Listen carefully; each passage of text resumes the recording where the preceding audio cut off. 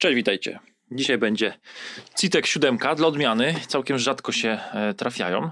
Chyba najwięcej po prostu się tych piątek albo dziesiątek już posprzedawało. On był fabrycznie zaplombowany, także nikt wcześniej nie grzebał przede mną. Tutaj w sumie możemy udokumentować, jaki to jest model 1053. Co ciekawe, bo ja zawsze sobie markerem zaznaczam tutaj, no jak było zorientowana ta obudowa plastikowa.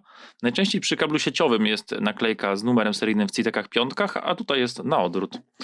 I też ten plastik chyba w drugą stronę nie pasuje, bo on nie jest symetryczny, tutaj ma inaczej, więc na to trzeba patrzeć, tego trzeba pilnować.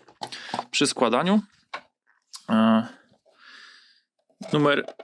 numer płytki XS, bo kiedyś był CITEK XS 7000. Także tutaj pewnie jest stare PCB, przemianowane. No i dobra, słuchajcie, on ogólnie jest po upadku i przestał działać od tamtego czasu, chociaż raz działał, raz nie działał, także to już nam dużo da informacji o naprawie, ale wam pokażę od początku do końca, jak taką naprawę przeprowadzić, zmierzyć, czego szukać, no i jak ważna jest właśnie historia, bo to, że on upadł, jest tutaj bardzo kluczowe i ważne. Ja już wcześniej w nim grzebałem, także wiem, o co chodzi i uznałem, a może za proste, a może w sumie pokażę, także uznałem, że pokażę. Więc zapraszam was do oglądania. Ja włączam mikroskop, multimetr i zaraz będziemy robić pomiary. I uwaga, wstawka z przyszłości, ogłoszenia parafialne. Ja już tego CITEKa naprawiłem, co będzie wy zobaczycie na końcu filmu, ale przypominam, że pod tym filmem jest lista mailingowa, na którą możecie się zapisać, jeśli jesteście zainteresowani szkoleniami, konsultacjami czy korepetycjami rzeźbiarz, czyli ode mnie. No i jeśli macie jakąkolwiek w ogóle sprawę albo zapytanie, albo pomysł na szkolenie lub inne tematy, które chcielibyście, żebym pokrył, napiszcie do mnie maila. Niestety wszystkich komentarzy nie mogę odczytać, także to jest najlepszy sposób kontaktu ze mną. No dobra, ciśniemy dalej z odcinkiem. Partnerem kanału jest PCBWay. W tym miesiącu wracamy do promowania usług druku 3D i obróbki CNC, dlatego przypominam wam o darmowej akcji Projekty z widzami, w której wystarczy, że zgłosicie się do mnie z projektem elementu do wykonania, a wszystko to za darmo do kwoty $100 łącznie z wysyłką. Jedynie musimy pokazać na filmie, do czego służy wykonany przez nas przedmiot. Może być to zarówno gadżet rozwiązujący jakiś problem, czy na przykład nietypowa lub wzmocniona część zamienna, albo po prostu cokolwiek służące czemukolwiek. Projekt nawet nie musi być wasz, możemy wykorzystać gotowca z internetu, podając jego źródło. Ja tak na przykład wykonałem obudowę 3D do Ridena, przycisk hamulca ręcznego do Siriona, czy podstawki na groty JBC. Zainteresowanych zapraszam do kontaktu mailowego, szczegóły w opisie filmu. Dzięki za oglądanie. Dobra, zanim mikroskop, to ja wam po prostu może pokażę z grubsza jego budowę. Budowa jest bardzo ciekawa. Na wejściu dwa bezpieczniki, jeden na fazie, drugi na neutralnym, także na bogato. Podwójny dławik sprzężony. Tutaj też jest jakiś dławik, tylko nie wiem jak to jest tutaj połączone. Mostek prostowniczy jest tutaj na tych 4 diodach, tu są dwie, tam jest trzecia, czwarta schowana. Za mostkiem prostowniczym, ciekawe, że za mostkiem prostowniczym jest ten NTCek. Bo często ten NTCek, ale tu brudzi. No widzicie, brudno tu. Coś tu brudzi w tym CITEKu. Jest NTCek, który nam zabezpiecza, jakby to powiedzieć, prąd udarowy napływający do kondensatora. To jest w sumie z poprzedniego filmu. Tu mam notatki z poprzedniego filmu. Tam był właśnie taki prosty układ do naprawy. To był, nazwijmy tego, darmowe szkolenie na przykładzie Linksys, Switch Linksys. Także jakby ktoś był ciekawy, możecie zobaczyć. No i tu jest tak samo podobnie, nie? Tylko mamy bezpieczniki na fazie na neutralnym, mostek prostowniczy, za nim jest NTCek, tu NTCek był wcześniej, tu jest za nim, no i jest kondensator na 350-400 V. Tutaj jeszcze jakiś filtrujący kondensator typu X. No i tyle. Tutaj też mamy kondensator już nie typu X, tylko taki ceramiczny. Jakiś tam przełączający klucz, sterownik, a nie, to jest opto, przepraszam, to jest opto. A sterownik, tu jest chyba w ogóle, tak, tu chyba nawet nie ma sterownika PWM, tylko jest zwykły jakiś układ HEF 4006 coś tam, więc tu jest układ jakby kombinacyjny, nie dedykowany, tylko po prostu zrobiony na tranzystorach i na pewnie jakiś tam buforze albo jakiś Darlingtonie. Mamy nasz transformator, który nam przenosi na drugą stronę. Czy to jest flayback? Powiem wam, nie wiem, czy to jest flayback, czy to nie jest flayback. ale w to nie wnikajmy już. No, mikrokontroler, wiadomo, przełącznik, wszystkie takie tematy. Czemu to może nie działać? Tu na wyjściu mamy też kondensatory filtrujące, mamy przekaźnik, bezpiecznik. Także zaraz sobie wezmę multimetr i pod mikroskopem zmierzymy najważniejsze elementy i będziemy dedukować, co tutaj mogło się wysypać. No dobrze, mamy multimetr w trybie diody. Pierw sobie zmierzymy nasze bezpieczniki.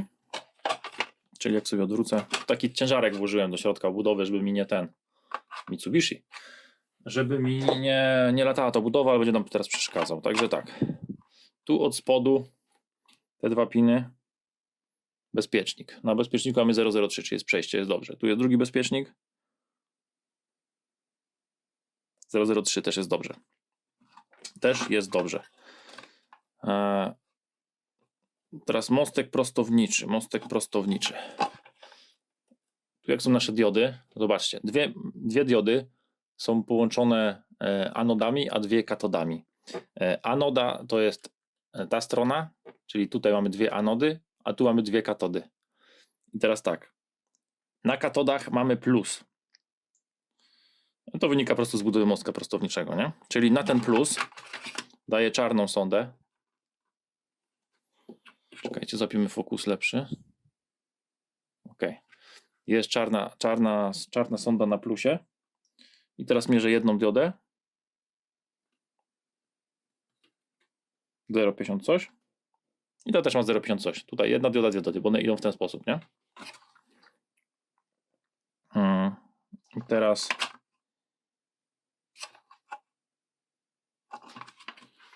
tutaj mamy połączone te dwie diody obok, a to są ich kolejne nóżki. Także też sobie zmierzymy. Jest dioda sprawna. Jest dioda sprawna, czyli na mostku prostowniczym nie ma zwarcia.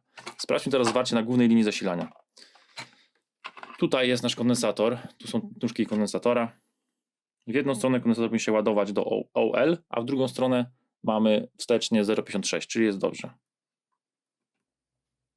Tak, widzicie, ładuje się do OL, czyli zgodnie z teorią. Odnajdźmy teraz główny tranzystor. Tu jest główny tranzystor kluczujący. To jest G, DS. Te ścieżki są grubsze. Ta jest sterowana typowo cieniutką, więc na gate, czyli na jego bramkę, dajemy czerwoną sondę. 1,8 wysoko. 1,2 wysoko. Tu pomiędzy mamy 0,56 dioda pasożytnicza w MOSFETcie. Bardzo dobrze, prawidłowo. No i tu nam rośnie na OL, czyli MOSFET też nie ma zwarcia. Jest dobrze. Teraz na wyjściu tutaj mamy coś, to może być podwójna dioda, to może być MOSFET D. Tu jest napisane D14, czyli to jest dioda.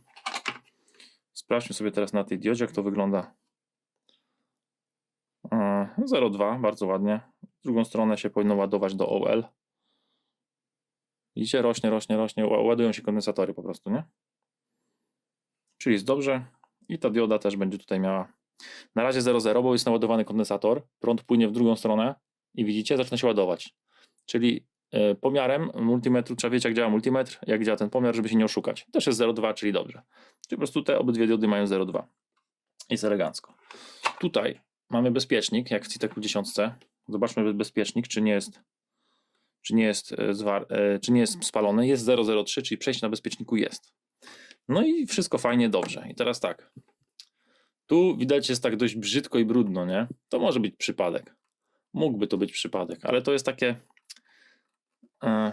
widzicie, ten lód jest taki bardziej szary niż ten. Ten jest taki jaśniejszy, ten jest taki coś jakby tu się działo. Tu jest też brzydkie, to jest też wszystko takie brzydkie, wygrzane. I teraz tak. Jak ja to odwróciłem, to niechcący, zupełnie niechcący, zobaczyłem ten przewód.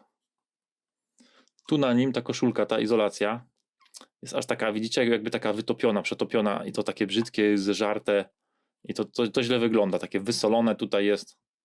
To ciężko, powiem wam, na żywo to o wiele gorzej wygląda niż na mikroskopie, a plus jest taki ładny, elegancki, fajnie wszystko jest, nie? I zobaczcie. I tu jest taki duży dławik. I ten dławik, zobaczcie, on jest luźny, on się oderwał. On fabrycznie był klejony, żeby właśnie się nie urwał i przy upadku mogło być tak, że on się właśnie wyrwał. A tak duże elementy powodują dość duże naprężenia. I teraz tu, zobacz, o widzicie? Zrobimy fokus. Zobaczcie, że ta nóżka jest luźna. i ta nóżka się po prostu, widzicie, urwała od naprężeń. I tu po prostu ta ładowarka raz działa, raz nie działa. To przewodzi, nie przewodzi. Tu strzelały iskry, tu się grzało. Bo jak nie mamy styku i coś załączamy, wiecie, tak impulsowo, no to wszystko iskrzy i się grzeje. Dlatego tu była temperatura. To się wypaliło. To raz styka, raz nie styka. No więc bardzo możliwe, że jak tylko to się poprawi, polutuje, no to będzie to działało. Tylko teraz warto to wszystko dobrze oczyścić. Tu ja oskrobię solder maskę, żeby o wiele większą powierzchnią to się złapało do pada, żeby się lepiej przylutowało. Przy takich grubych elementach warto też jest, żeby te elektrody nie były wsadzone na wprost po prostu przez przelotkę. Tylko jak się je wsadzi, to jeszcze je zagiąć. Żeby to zagięcie powodowało, żeby nawet jak nie będzie lutu, żeby nie dało się mechanicznie tego wyrwać właśnie przy upadku, czy jak coś się stanie z tą ładowarką, żeby to się nie wyrwało.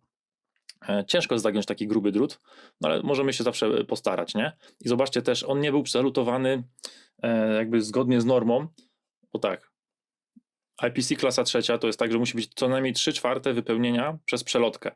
Tutaj tego wypełnienia prawie w ogóle nie było.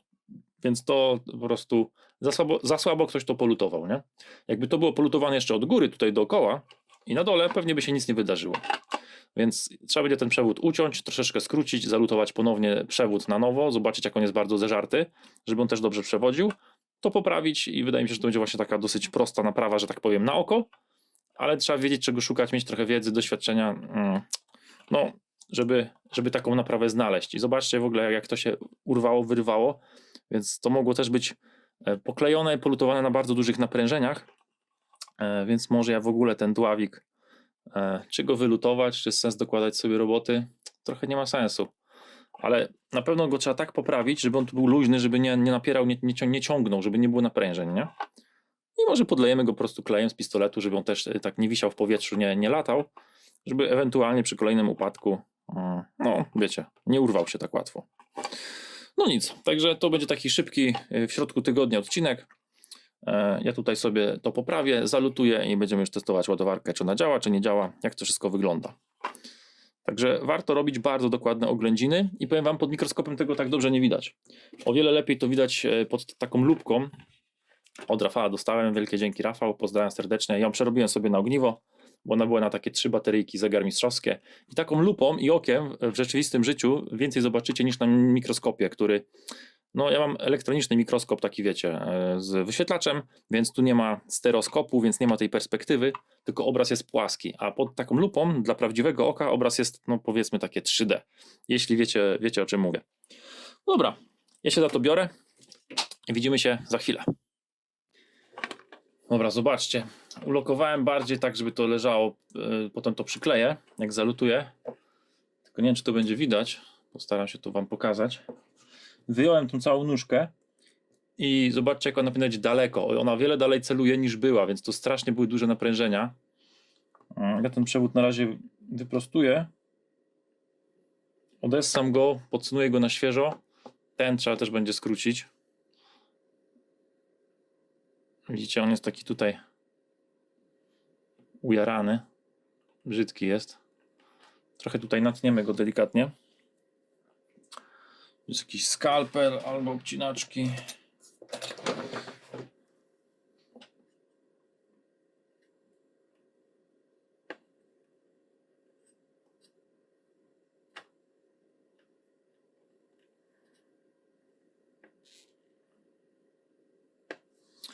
No, trochę taka brzydka ta miedź. Zzieleniała. Pytanie jak bardzo, jak daleko.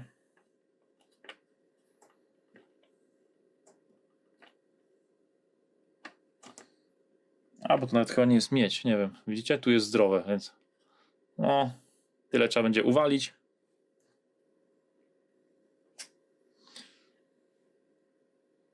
No, żeby to było świeżutkie. A, to jest miedź, tak. To jest srebrzona miedź. Czyli jest dobrze. Także to ładnie poprawimy wszystko, odessamy. Tutaj wszędzie topnik. Ja tutaj poza kamerą, żeby nie przedłużać tego filmu, bo to ma być szybkie, krótkie wideo. Ale to kwachem daje. Powiem wam tak. Od spodu nie jest źle, bo tutaj całość jeszcze dało się polutować. Jak widzicie, lutowie nam zwilża. Ale od drugiej strony, złapiemy sobie fokusik, od drugiej strony tu chyba iskry się sypały, bo tu albo już nie ma miedzi, albo jest tak zeżarta, że widzicie, tutaj nam w ogóle nie bierze. Chyba jest w ogóle zdarte do gołego. Ja to sobie oskrobię skalpelem, zobaczę co tutaj da się zrobić, wymanewrować. No i wam pokażę, dam wam znać, nie? Dobra, słuchajcie, było drapanko skalpelem. Już wam pokazuję pod mikroskopem. Jak widzicie, w każdą stronę było drapanie i tu się udało odnaleźć pod tym przypaleniem miedź. Tu też była bok ścianki był też przyjarany. Także jak macie zaprzyjaźnionego dentystę, poproście o stare wiertła dentystyczne. Jedyne co mnie dentysta zapytał, a będziesz miał w ogóle w co to złapać? Ja mówię, będę miał, bo to jest bardzo mała ta głowiczka, nie? Bardzo fajne wiertła. Oni jak już mają trochę tempę, to już ich nie używałem, nie potrzebują mi. Dostałem, więc na mini szlifierce na bardzo wolnych obrotach. I ten drugi też był poprzyjarany. Kolejne mini wiertło. Zobaczcie jak wolne obroty, to jest chyba 500 albo 600 obrotów, czekajcie. Odłączyłem od sieci.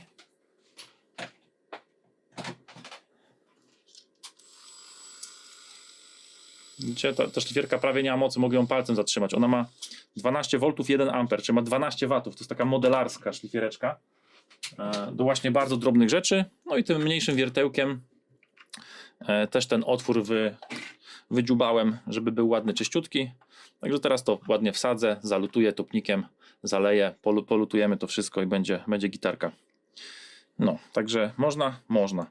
I ten przewód wsadzę o wiele dalej. Wygnę go w taki sposób, żeby on nam nie stawiał takiego mechanicznego naprężenia. O, widzicie? O wiele głębiej teraz wszedł. Wyszedł z drugiej strony. Ja go mogę jeszcze odgiąć, to o czym mówiłem. Patrzcie, jak on jest odgięty, jak go odgiąłem w tą stronę do przewodu, to jakbym chociaż chciał go wyrwać, to on już nam się mechanicznie tym odgięciem zablokuje. Ja wam to pokażę w fokusie. O, widzicie? On jest zagięty. Zagięty jest o wiele bardziej odporny na wyrwania wszelkiego rodzaju. Także jeszcze mogę go bardziej wsadzić. Jeszcze bardziej go zagiąć. No i super, powinno być dobrze. Teraz to wszystko siedzi elegancko, to się nie wyrwie, jeszcze ja to zalutuję, żeby był z dwóch stron pięknie polutowany. Będzie gitarka. Pięknie. On też mógłby być od wygrzania osłabiona ta miedź. Ja też się bałem, czy on mi nie pęknie. Nie pękł, także jest dobrze. Teraz to wszystko poskładać, bo teraz ten przewód czarny będzie krótszy, żeby też tam nie było naprężeń niepotrzebnych. Jakoś to muszę wszystko elegancko upakować w obudowę. No dobra, ja to zrobię i widzimy się za chwilę. Dobra, tutaj w tym karkasie wydziubałem dziurę w tym kleju, żeby wsadzić przez środek i tak pchać długo klej z pistoletu, aż wyjdzie dołem i bokiem. Także to sobie zastygnie, powinno się trzymać, a najwyżej jak się odklei, to trudno. Zalutowany pięknie jest od góry taki piękny stożek wielki. Łapiemy fokusik ładnie. Wiecie, jak lusterko. W międzyczasie też z tych wszystkich padów tutaj sąsiednich też odlutowałem to i oskrobałem na dole, żeby zrobić takie mostki, żeby to się o wiele mocniej trzymało. Tu już nie skrobałem. To jest pomiędzy bezpiecznikiem a tym mostkiem na jednej stronie, a tu są nasze te dwa. Między nimi było też brązowe, doczyściłem. No, pięknie spolutowane, pełny przetop. Także składam i testujemy. No dobra, słuchajcie. Okulary ochronne. Tu będzie prąd w amperach. Napięcie na akumulatorze aktualnie jest 12,6. Tu też jest takie, nie widzicie, min-max. Fajna funkcja w tym multimetrze. Ja podłączam na razie CTK do samego prądu. Także 3, 2 i 1. Tryb supply nam się załączył. OK. Ustawimy sobie rekont. I podepnę się. Na razie się nic nie spaliło. 4 W. No i podpinamy się. Zobaczymy, czy ruszy. Coś kliknęło, ruszyło. 7 amperów. 13,5 V i rośnie nam 7 amperów. No także widać, ładowarka 100 W ciągnie. Tu halogen minimalnie się czerwieni. On tam chyba przy 120-130 W zaczyna przejmować moc, bo ja w szeregu przez halogen się podłączam, czy nie ma zwarcia. No jak widać, prąd spada, napięcie rośnie. Także ja teraz przetestuję ładowarkę sobie przez noc, ale według mnie to jest właśnie ta naprawa. Także napiszcie w komentarzach, czego się dowiedzieliście, czy też mieliście takie podobne przypadki. Ja Was zapraszam na grupę Rzeźbiarnia. Przypominam, że jest też do zapisu lista mailowa, jeśli chodzi o kursy, szkolenia online, takie inne tematy. Możecie też do mnie napisać maila, jaki kurs, szkolenie, czy konsultacja, albo korepetycje, co byście chcieli.